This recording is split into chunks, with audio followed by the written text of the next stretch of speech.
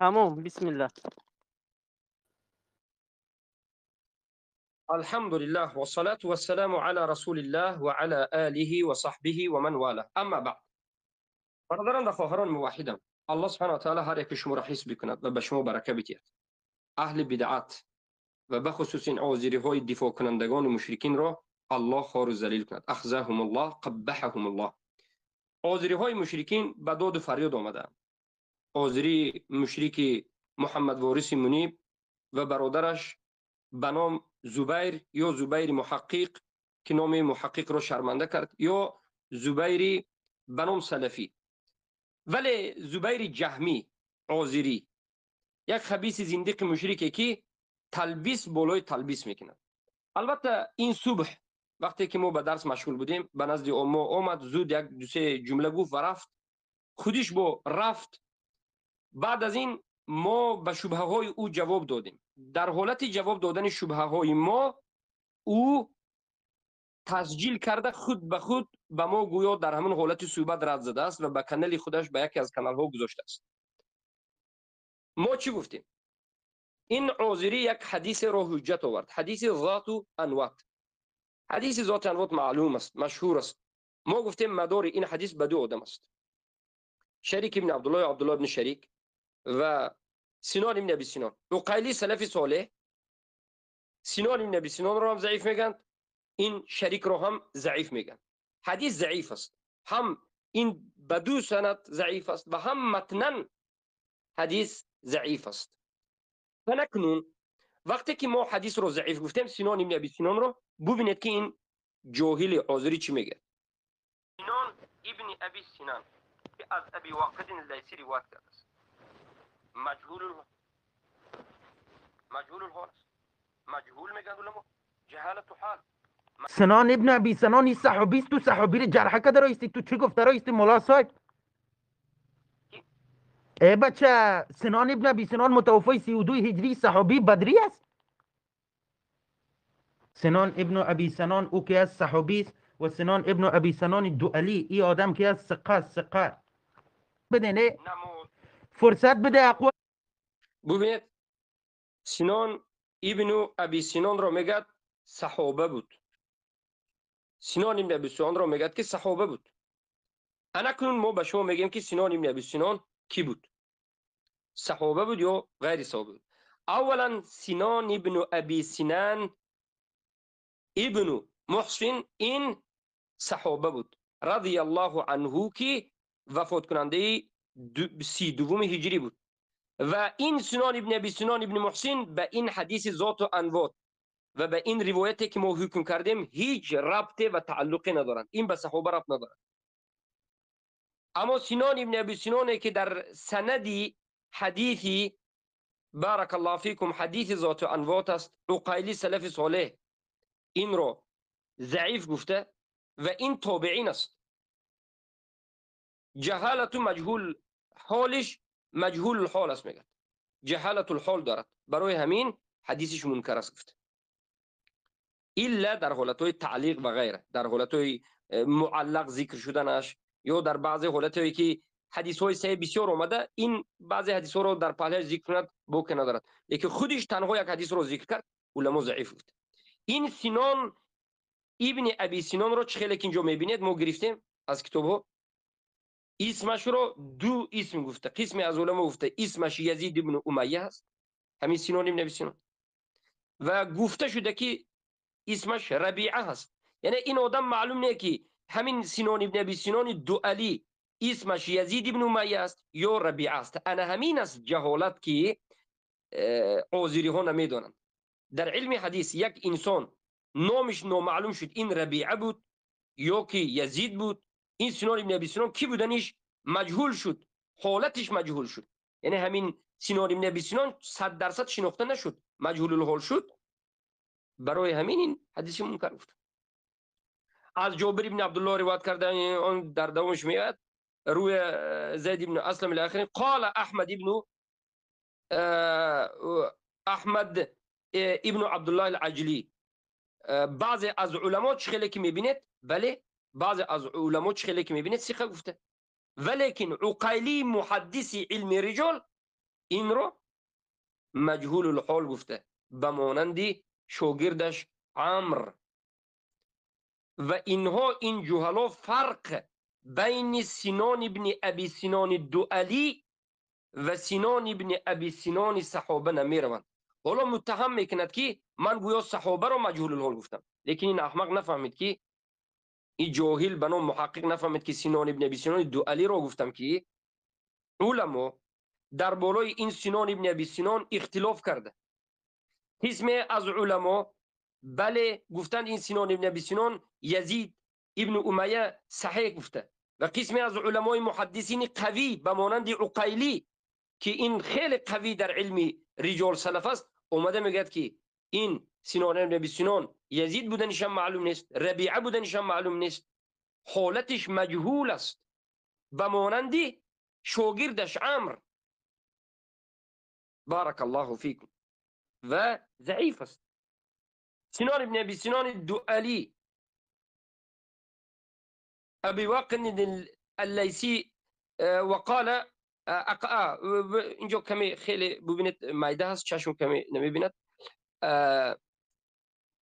بله کتاب المعروف برجال صحیح البخاری به سنان الدؤلي وقال الواقدي الدليل المدني سمع جابر این اون از کدام صحابه رو ذکر میکند. ببینید مشاهیر علماء الامصار به سنان ابن ابي سنان الدؤلي واسم أبي سنان يزيد بن أمية مات سنة 500 وله 82 سنة. او صحابه 32 هجری وفات کرده، اما این تابعی سنه 105 هجری در 82 سالگی وفات کرده. فرق دارد. این را قسمی از علما چخیلی که میبینید مشاهیر علما الامصار به یزید بن امیه گفتن، در پایان خوندیم ربیعه گفتن، مجهول الحال است. ابن ابي حاتم الرازي در کتاب الجرح والتعليل عینا همین نامش رو الدؤلی گفته، این تابعی گفته، این صحابه نیست گفته، این تابعی است گفته. ببینید انا همچنین است، ولی افسوس صد افسوس که اینها فقط به تهمت مونده، فقط به تهمت، فقط به تهمت، غیر از تهمت و طعنه دیگر چیزی رو نمیبینه. انا همین است که الله سبحانه و تعالی این عذری ها رو خور و ذلیل کرده. یعنی فرق صحابی سنان ابن ابی سنان وفات کننده 32 هجری و فرق توبهی سنان ابن ابی سنان الدؤلی که علما دربارش اختلاف کردند و قول راجح علمای محدثین متقدمین چی گفتند؟ در بین دو اختلاف. بله قسمی هستند که صحیح گفتند مجهول است. انا کنون از حدیثی که روایت کنندش دو روایت کننده است، یکی سنان ابن ابی سنان الدؤلی است، یکیش شریک است.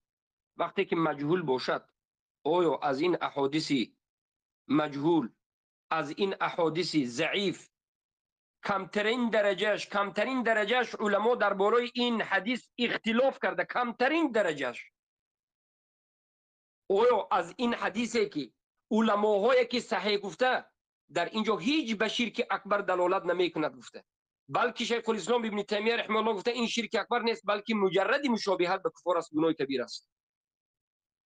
قسمی از علما گفته اینها سوال کردند که به ما اجازت بده، نکردند لو فعلوا کفروا، اگر همین درخت به سلاحهای خدا میرفتن کفر میشدن، نکردند، فقط سوال پرسیدند، گناه بزرگ کرد. لیکن در اساس انامین حدیثی که علما دیگر معنی داده، حدیث را قسمی از علما ضعیف گفته، مشهورترین یکی از علمای سلف و قیلی حدیث را ضعیف گفته، یعنی روایت کنندش رو مجهول الحال گفته. آیا میشد که از همینجا بیایم توحید به همین حدیث انکار کنیم؟ آیا در اساس همین میشود که احادیث ها، آیات هایی که دلالت به بارک الله فیکم چی میکند؟ تکفیر مشرک میکند به یک طرف گذاریم؟ اما افسوس اینو دینشون همین است، دینشون انا همین جهالت است. اینجا سخن علما رو ببینید که در مسئله تکفیر عام و تکفیر عین این جاهلی زبیر محقق مشرک چقدر سخنهای میگرد که علما این چنین سخنها رو نگفتند، از پیش خودش میگه، از پیش خودش میگه. الله مبهم لك يعقد ذلك في طواف منهم في أمور وبنت. وقال رحمه الله في أثناء كلامي له في ذم أصحاب الكلام قال: والرازي من أعظم الناس في باب الخير، له نهمة في التشكيك، والشك في الباطل خير من الثبات على اعتقاد، لكن قل أن يثبت أحد على باطل محض، بل لا بد فيه من نوع من الحق، وتجد الردة فيهم كثيرا كالنفاق، وهذا إذا كان في المقالات الخفية، فقد يقال لم تقم عليه الهجة التي يكفر صاحبه. يعني شيخ الإسلام ابن تیمیه مسائل خفی رو میگوید که حجت قائم نشد، برای همین در مسائل خفی بدون حجت رو قائم کردن یک شخص معین رو تکفیر نمیکنه، صاحبش رو، یعنی معین یک صاحب مقالات خفی رو. کفر که خفی است یعنی دقایق است، لكن يقع ذلك في طوائف منهم في امور يعلم العامه والخاصه. لیکن گفتن واقع شد این کفر شرک از طائفه از اونها در مسئله عام ظاهر خاص. بل اليهود والنصارى يعلمون ان محمدا بعث فيه بها، بلکه حتی یهود و نصارا میدانند که محمد رسول الله به این چیز مبعوث شد، فرستاده شد. یعنی حتی یهود و نصارا میدانست که بعضی چیزهای دینی ما را میدانست که انامین محمد آورد. به مانند چی؟ یهود و نصارا میگفتند که محمد آورد و کفر من خالفها، و کافر تکفیر کرد، کافر شماریده شد کسی که مخالفت کرد به رسول الله آورده. در کدام مسئله؟ ببینید، مثل عبادت الله وحده لا شریک له، یگانه الله عبادت کردن و به الله چیزی را شریک قرار ندادن. انا همین دعوت پیامبر بودن را حتی یهود و نصارا میدونست. یهود و نصارا میدونست که محمد رسول الله دعوتشان یکتاپرستی و به الله چیزی را شریک قرار ندادن بود. دوامش و نهیه عن عبادت غیری، و رسول الله نهی میکردن از عبادت غیر الله. انا همین دعوت رسول الله حتی یهود و نصارا میدونست در همون وقت. فإن هذا أظهر شعائر الإسلام، زیرا که این توحید ترک شرک از ظاهرترین شعائر اسلام است. ببینید، و مثل امری بالصلاة الخمس، و مثل معادات المشركين واهل الكتاب، ومثل اهل الكتاب، ومثل تحریم الفواحش والربا والميسر ونحو ذلك. ببینید در این مسئله میگوید حجت قائم نشده هر کسی که توحید ترک کرد، شرک اکبر به جا آورد، تکفیر کرده می شود. اما در مسائل خفی میگوید یک انسان وقتی که کفری مسائل دقایق خفی به واقع شد میگوید که این عملت کفر است، اما تو کفر نشدی، برای که مسائل خفی است. اما در مسائل ظاهر و آشکار واضحه که نه فقط مسلمان ها، حتی یهود و نصارا میداند که محمد صلی الله علیه و به این توحید یکتاپرستی ترک شرک آمده اند، عبادت غیر الله را انکار کرده و براءتش که اومدند. این مسئله ظاهره، هر کسی که واقع شد صاحبش کافر گفته میشه، حجت نرسید اینو اون نیست. ثم قال الشيخ عبد الله أبا بطين: وقولك إن الشيخ يقول إن من فعل شيئا من هذه الأمور الشركية لا يطلق عليه أنه مشرك كافر حتى تقوم عليه الحجة الإسلامية، فهو لم يقل ذلك في الشرك الأكبر وعبادة غير الله ونحوه من الكفر، وإنما قال هذا في المقالات الخفية كما قدمنا من قوله. ببینید ابا بطین رحمه الله، عبدالله ابا بطین رحمه الله سخن ابن تیمیه رو شرح دادن، شیخ الاسلام رو گفتن.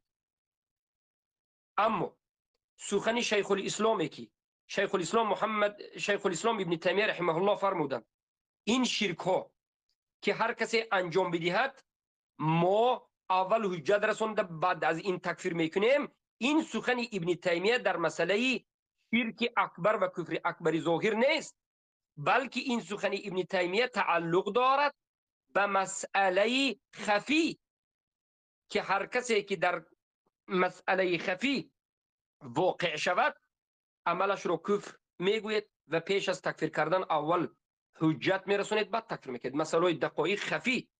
اما در شرک اکبر ظاهر هرگز این سخن رو نگفت. فهو لم يقل ذلك في شرك الاكبر وعباده غير الله. ابن تیمیه این سخن رو در شرک اکبر و عبادت غیر الله نگفتن و نحو من الكفر، و در کفر اکبر هم نگفتن. یگان نفر از علما در شرک اکبر نگفتن که تکفیر عام میکنیم، لیکن در مسئله تکفیر خاص صاحب انجام دهنده این عمل رو اول عذر میدهیم. این چنین سخن رو در مسئله کفر خفی گفتن، نه در مسئله کفر ظاهر.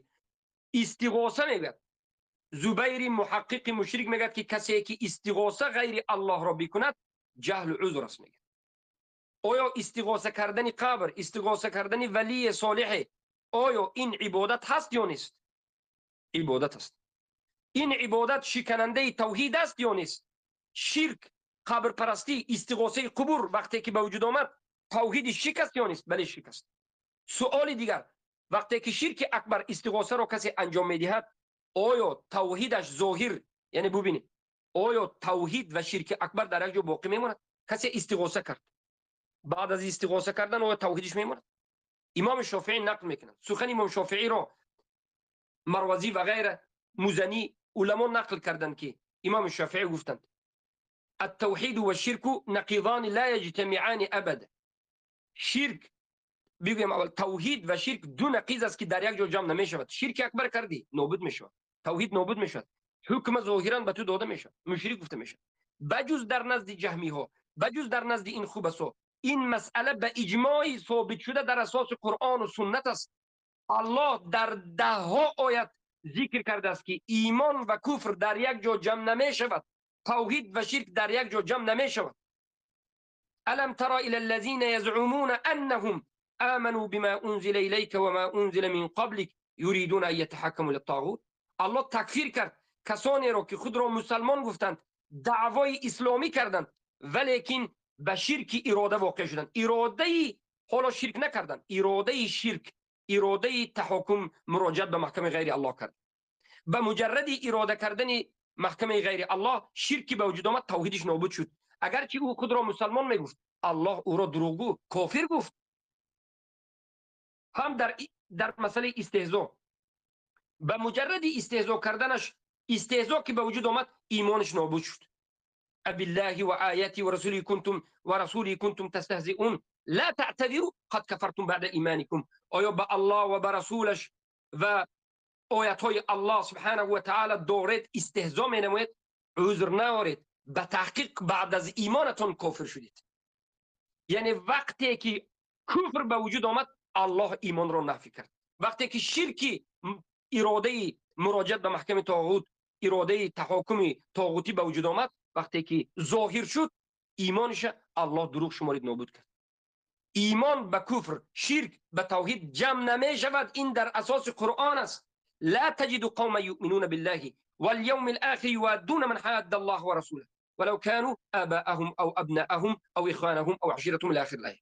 الله گفت که یافت نمی شود یک قومی که ایمان به الله و به روز قیامت آورده باشد و بعد از این مودت، دوستی به دشمنان الله بکند. یعنی وقتی که یک نفر خود را مسلمان بگوید و دوستی به دشمنان الله بکند ایمانش نابود شد. این چنین آیت ها را من میتونم ده ها ذکر کنم که الله سبحانه و تعالی شرک و توحید را هرگز در یک جا جمع شدنش را ذکر نکرده است، بلکه انکار کرده است. کفر و ایمان را هرگز در یک جا جمع شدنش را ذکر نکرده است. اما مسئله تکفیر عام یا تکفیر المطلق و تکفیر المعین، ما میگیم در مسئله اصول دین این چیزا نبود. این مسئله در مسئله مسائل خفی است. در مسئله اصول دین میگوییم هر کسی که شرک را کرد صاحبش کافر است، اسم را میگیرد. بعد از حجت البته قاضی به او حکم عذاب این دنیا و بعد از حجت او را در حکم آخرت ابدی به جهنم حکم کرده میشه، اما اسم را میگیرد. شکلی که ابن تیمیه رحمه الله گفتند الاسم یثبت قبل الرساله و بعد الرساله. اسم شرک 100% ثابت می شود به هر کسی که شرک اکبر انجام داده باشد یا کفر اکبر انجام داده باشد کافر گفته می شود، پیش از حجت رسیدن و بعد از حجت رسیدن. مسئله اسم دیگر است، مسئله تکفیر حکمی دیگر است. تکفیر اسم دیگر است، تکفیر معذب دیگر است. هر کسی که به شرک اکبر کفر اکبر واقع شد عام اینها را مشرک گفته می شود، 10 نفر باشد هر یکیش با معین تکفیر کرده می شود. در مسئله اصول دین تکفیر عام و تکفیر عین نبود. این سخن را کسی بگه جهمی خبیث است، اما در مسئله خفی تکفیر عام و تکفیر عین وجود داشت. چخیلی که سخن ابن تیمیه رو خونده میونی و چخیلی که شرح ابوبطین رحمه الله را از الدرر السنیه آورده میونی. ببینید و قوله ابوبطین رحمه الله گفتند قد يقع ذلك في طوائف منهم يعلم العامة والخاصة، بل اليهود والنصارى يعلمون أن محمدا بعث بها وكفر من خالفها، مثل عبادة الله وحده لا شريك له ونهيه عن عبادة غيره، فإن هذا أظهر شعائر الإسلام. يعني فهذا لا يمكن أن يقال لم تقم عليه الهجة التي يكفر صاحبها. والأمر بعبادة الله وحده لا شريك له والنهي عن عبادة غيره هو ما نحن فيه.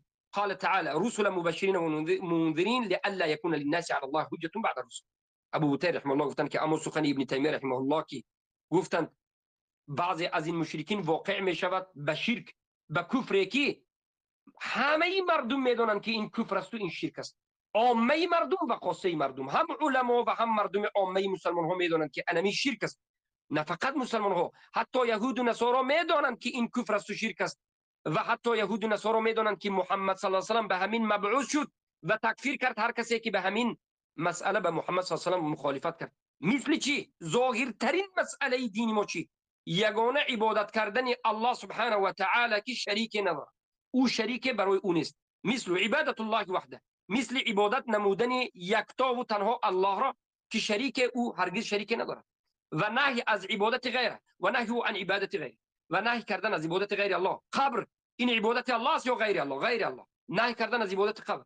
میگه که فإن هذا اظهر شعائر الاسلام، این از همه ظاهرترین شعائر اسلام است، از همه ظاهرترین شرایع اسلام است.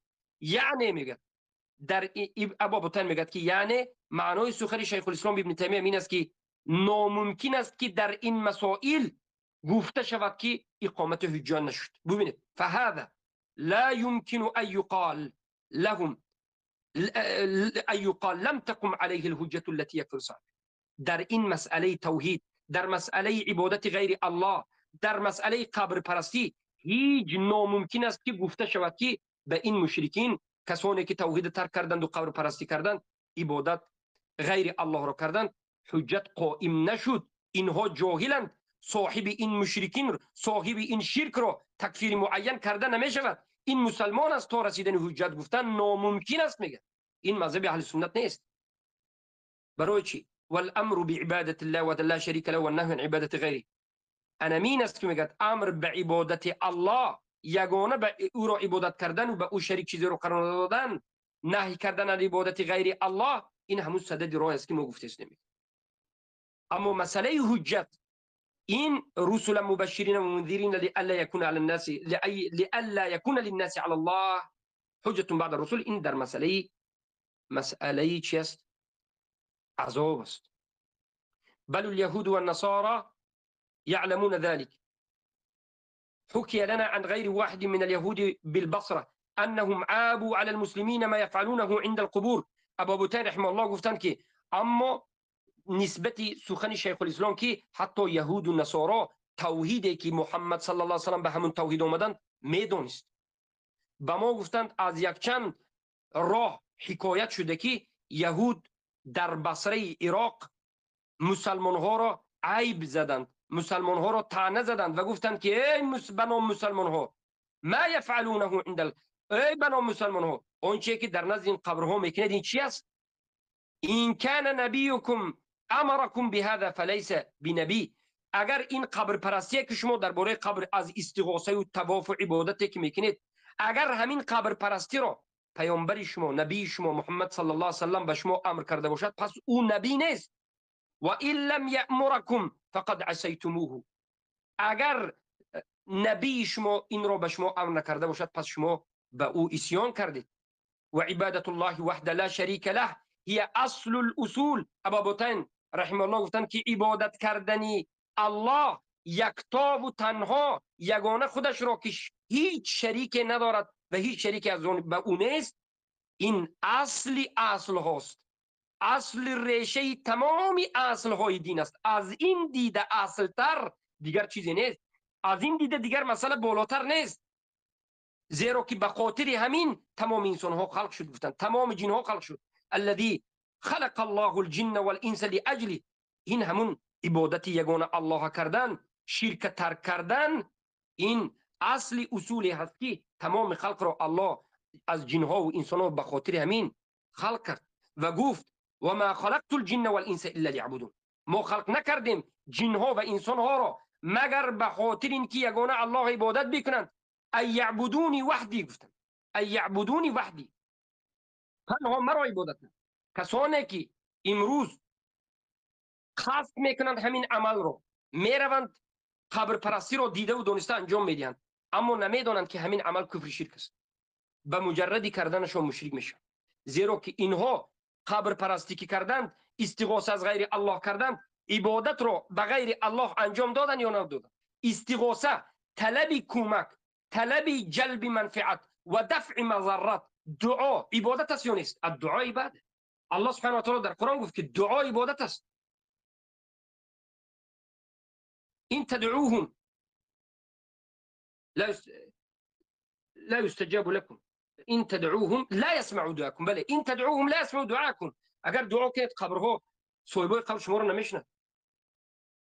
ولو سمعوا ما استجابوا لكم، اگر شنوات هم اجابت نمیکرد. و یوم القیامت یکفرون بشرک، و یوم روز قیامت به شرک شما کفر می‌ورزد. الله سبحانه و تعالی از غیر خودش سوال کردن رو، از غیر خودش دعا و استغاثه کردن رو، استغاثه جلب المنفعه و دفع المضره، این رو شرک نامید. الله شرک نامید. الله سبحانه و تعالی این چنین عمل کننده ها رو مشرک نامید. این قریشی هایی که در مکه هستند، وقتی که رسول الله آمدند خود را نسبت به امت ابراهیم میدادند یا نه؟ بله، میگفتند ما اولادای اسماعیل و از امت ابراهیم هستیم. میگفتند این قریشی ها در مکه ختنه داشتند، نکاح داشتند، طلاق داشتند و اینها از شعارهای امت ابراهیمیه، اینها طواف به خانه کعبه داشتند، حج داشتند، صدقه و خیریات داشتند. اینها میگفتند که ما نعبدهم الا لیقربونا الی الله زلفا. در سوره زاریات آیه 3 میگفتند که ما این صنم ها را عبادت نمیکنیم مگرم به خاطر اینکه ما را به الله نزدیک کند.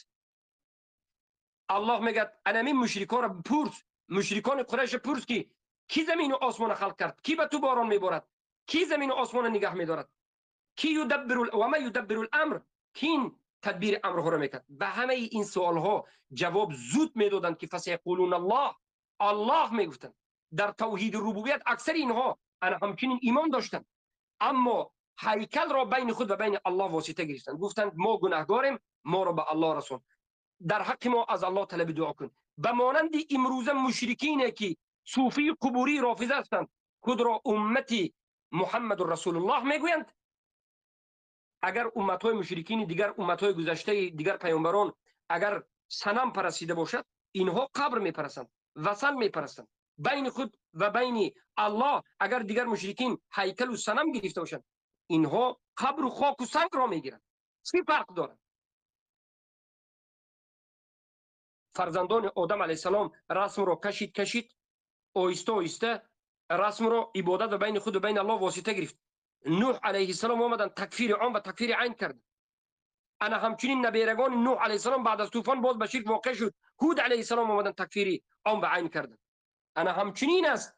و امروز امت، کسانی که خود را امت محمد علیه السلام میگن، بجز توحید ربوبیت دیگر چیزی ندارند.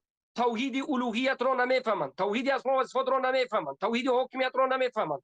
با وجود این میروند استغاثه از قبر میکنند. جلب المنافع، جلب المنفعه و دفع المضره، جلب منفعت ها و دفع مضرات ها رو، طلب خیرها و دور کردن بدی ها رو از قبر میپرستند، دعا میکنند و میطلبند. آیا اینها شرک کردند؟ شرک اکبر ظاهر؟ بله، شرک اکبر ظاهر کردند. اصل از اصول ریشه حقیقی اسلام که توحید از شکست، یکتاپرستی شکست، ترک کردند. حکم تاریک التوحید در اینجا چی است؟ کفر است به اجماع علما در اساس قرآن و سنت. ولیکن این خوبسا گفتند که منتسب به اسلام قبوری هایی که استغاثه میکند جهلش عذر راست میگه. انا همین زبیری محقق جهل عذر گفت، عیناً همین سخن را وارثی منیب جهل عذر گفت. لیکن افسوس که بسیاری از انسانهایی که خود را موحد میگن از این چیز بیخبرند. وقال الشيخ ابو بطين رحمه الله در كتاب مجموعة الرسائل والمسائل مجله يكون صفحه 657 في رسالة له في تكفير المعين الذي أشرك بالله ولو جاهلا، قال فالأمر الذي دل عليه الكتاب والسنة والإجماع العلماء على أن مثل أن مثل الشرك بعبادة الله غيره سبحانه كفر.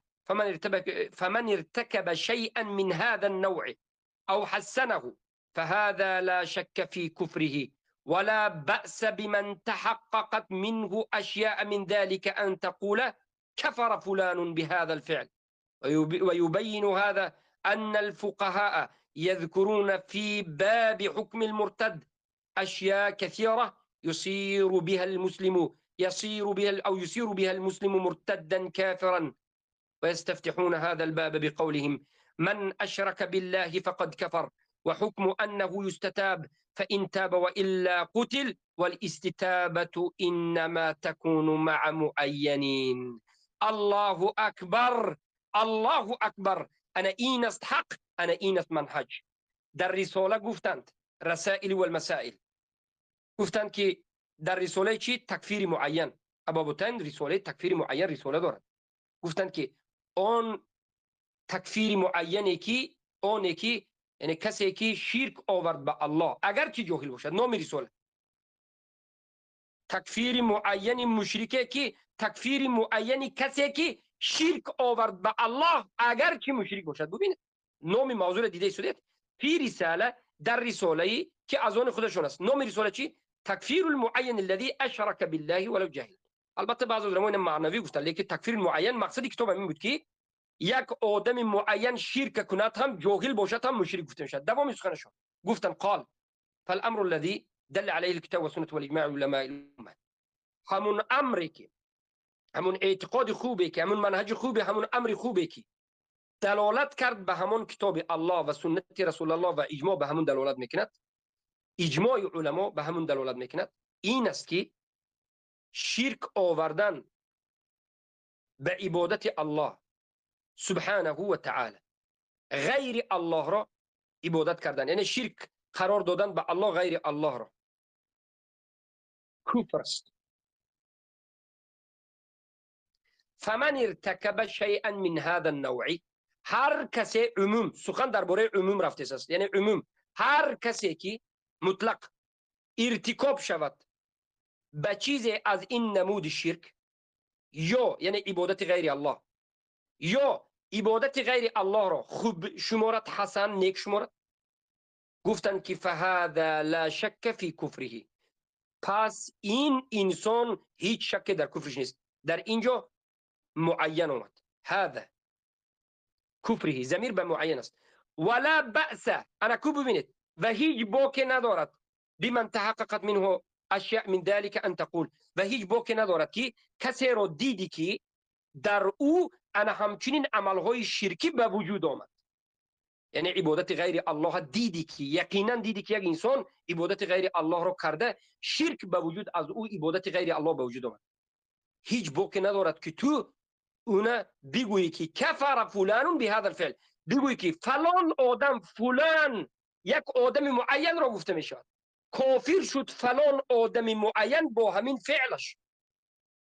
و این سخن گفتمان را میگویند باز عملهای فقها بیان میکند، زیرا که فقها در باب حکم مرتد در بابهای فقهی همیشه چیزهای زیادی را ذکر میکنند که یک مسلمان اگر همون انجام کرد مرتد کافر میشود، یصیر به المسلم مرتدا کافر. و یستفتحون، و همه فقها در باب فقه، در آخر باب فقه، در باب مرتد، حکم المرتد، اولین چیزی که باب حکم مرتد را به همون موضوع میکشند چی است؟ همه فقها در باب مرتد، باب ردت و مرتد گفتند اولینش گناهی وزنین ترین شرک گفتند من اشرک بالله فقد کفر، هر کسی که شرک قرار داد به الله، شریک قرار داد به الله، به تحقیق کافر شده است. و حکمه، و حکمش این است که این کافر برده 3 روز وقت داده، حجت رسونده، توبه کننده میشد. اگر از این کفرش و کافرش توبه نکند کشته میشد. فاین توبه کرد خوب است و الا قتل، کشته میشد. انا کنون چی گفتن؟ و حکمه در والاستتابه انما تكون مع معین، استتابت آدم معین بکرده میشد. یعنی ابابوتین رحمه الله فرموده شدند که ما وقتی که هر کسی که شرک اکبر کرد مشرک است میگوییم، هر کسی که فقط عالم نه، هم عالم هم یک مسلمان عادی دید انیق و دقیق دید که یک انسان شرک اکبر میکند، اون تکفیر کرد، هیچ باکی ندارد. همون آدم معینه گفت که انمون فلان انسان به سبب فلان شرکی اکبرش عبادت غیر الله کافر شد، هیچ باکی ندارد. در جای دیگر واجب و فرض است میگه. و در دوامش میگویند که استتابت به یک آدم معین کرده میشه، این تکفیر معین است. پس زبیر محقق مشرک، وارث منیب مشرک، این بازی بدین الله را کی بس میکرده باشند؟ این انکار قرآن را، تکذیب قرآن و سنت و اجماع سلف این امت را کی بس میکرده باشند؟ ها برادران از افغانستان، اینا را مجبور بکنید. این پیشوای شما مشرکین است، جهل عذر میگوید. ابن تيمية رحمه الله سخنشنا منك فكل من غلا في نبي أو رجل صالح وجعل فيه نوعا من الإلهية، مثل أن يدعوه من دون الله بأن يقول يا سيدي فلان أغثني أو أجرني أو توكلت عليك أو أنا في حسبك، فكل هذا شرك وضلال يستتاب صاحبه فإن تاب وإلا قتل. هر کسی که غلو کند در حق نبیه یا در حق یک مرد صالحه و یگان نمودی الهیت رو، یگان نمودی نوع از الهیت رو به همین نبی یا این آدم صالح بدید، به مانند استغاثه حق الله است. یعنی از الله تنها تو حق داری، وظیفه دار هستی که استغاثه کنی. از غیر الله طلب استغاثه کردن غیر الله رو به الله برابر کردن است. الله را به همون صاحب قبر شکایت کردن است. الله دشنام دادن است، چیزی که در روایت امام بخاری اومده است. هر کسی که غیر الله به الله شریک میکرد، الله دشنام داده است، تحقیر کرده است، الله رفته به قبر شکایت کرده است. اعوذ بالله. به مانند این که گفتند دعا کند غیر الله را، به مانند استغاثه قبری که زبیر نامحقق مشرک میگه که استغاثه این میگه مسئله است که جهل عذر است و کسی که استغاثه کند این مسلمان است میگه.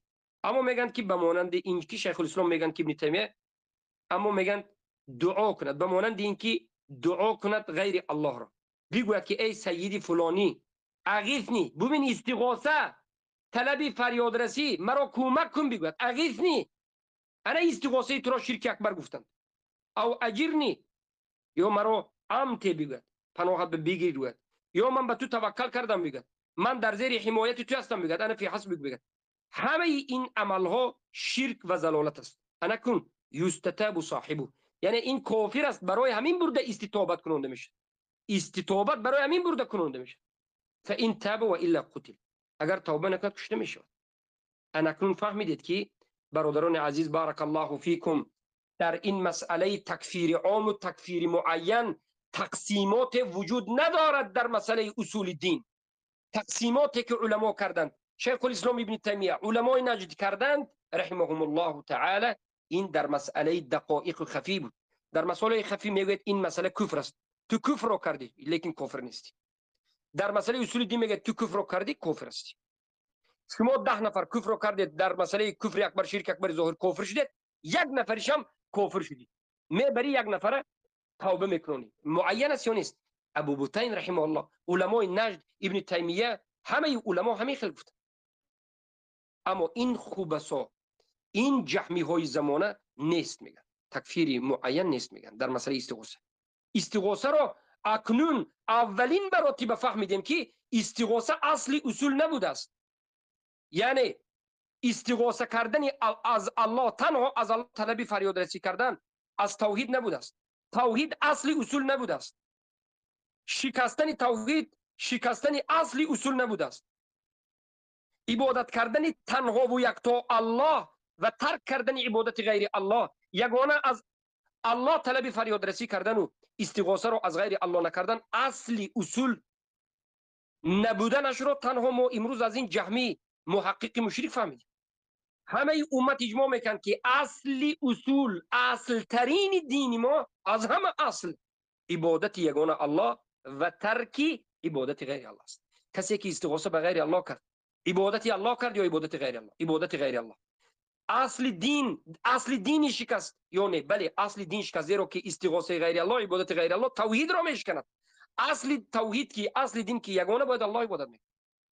قل هو الله احد شکست. ایاک نعبد و ایاک نستعین شکست. در حالتی که امروز قرآن به تمام زبان ترجمه وجود دارد. ایاک نعبد و ایاک نستعین، تنها از تو را عبادت میکنیم و تنها از تو طلب کمک میکنیم، استغاثه را تنها از تو میکنیم، شب روز میخواند ولیکن با جاهل بود است.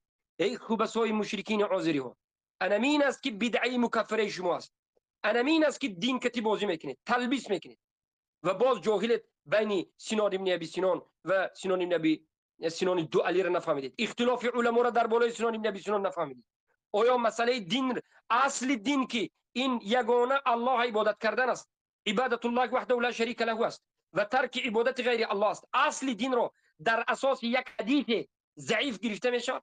اگر گفتی که حدیث مختلفی در اساس حدیث مختلفی گرفته میشد، اصل دین در اساس حدیث مختلفی آیا انکار کرده میشد؟ هرگز نمیشه. حالا که این حدیث را اگر سعی گویم معنایش کفر اکبر، صحابگان شرک اکبر کفر اکبر نکردند، مشابهت به کفار کردند که مشابهت در سوال دادن بود که این گناه کبیره بود. از رسول الله طلب کردند که دومین شرک اصغر شد، همین درخت را به ما مبارک قرار بده. رسول الله گفتند که نه، سوال کردید به مانند سوال بنی اسرائیل، سوال کردنتون مانند بنی اسرائیل، نه اینکه عمل. اگر پیامبر اینها را منع کردند، اینها از صاحب شریعت از رسول الله پرسیدند، اگر رسول الله اجازت میدادند این شریعت میشد، رسول الله منع کردند، بعد از منع کردن رسول الله این صحابگان رفتن انجام دادن، شرک اکبر میشد. انا این از فهم علما، انا این از فهم اهل سنت و الجماعه. پس الحمدلله رب العالمین که حقیقت آشکار شد و این مشرکین کی بودنشان باز معلوم شد و بالاخره محمد وارث منیب یک مشرک جاهلی مدلس بیش نیست که جهل را عذر میگه و این چنین این زبیر محقق یا سلفی این هم یک مشرک جاهلی خیلی هم تهمتگر احمقی بیش نیست. انا همین است. سبحانك اللهم بحمدك اشهد ان لا اله الا انت استغفرك واتوب اليك.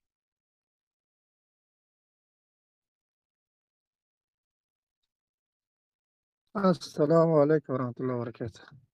وعليكم السلام ورحمة الله. شيخ عزيز جزاك الله خير شيخ. همین زبسه سخنرانی کنین، شیخ خونده سخنرانی کنین زبسه. من کشتم، انشالله سخنرانی میشه اتوماتیکی عمله. نه زبسه اینی سه نقطه اینی بلوغ